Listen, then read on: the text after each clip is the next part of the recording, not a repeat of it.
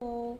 तर ह्या नवरात्रीला आपल्याला एक विशेष सेवा करायची आहे, ती म्हणजे कुंकवाची सेवा. तर आपल्याला कुंकुमार्चन हे माहितीच आहे, पण हे जरा वेगळी सेवा आहे, तर ती तुम्हाला ह्या नवरात्रीत नक्की करायची आहे.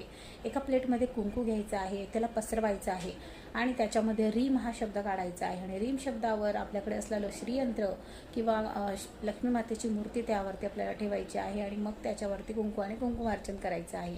आणि मग ते जे कुंकू आपण कुंकुमार्चन करू, ते कुंकू आपल्याला 3 ते 4 दिवस देवासमोर राहू द्यायचं आहे. म्हणजे शुक्रवारी जर कुंकुमार्चन केलं तर मंगळवारपर्यंत ते कुंकुमार्चनाची जी प्लेट असणार आहे ती आपल्याला देवीसमोर राहू द्यायची आहे आणि नंतर त्यातलं जे कुंकू आहे ते आपल्याला एका डब्बीत काढून घ्यायचं आहे. आणि जेव्हा आपण कुठलंही महत्त्वपूर्ण काम असणार आहे त्यावेळेस आपल्याला ते कुंकवाचा वापर करायचा आहे. आपलं कुठलंही काम देवी मातेच्या आशीर्वादाने नक्कीच पूर्ण होईल आणि आपल्याला खूप सारा देवी मातेचा दरवेळेस आशीर्वाद मिळेल. तर ही खूप प्रभावी सेवा आहे आणि देवीची सर्वात आवडती सेवा आहे. तर तुम्ही ही सेवा हा उपाय करून बघा.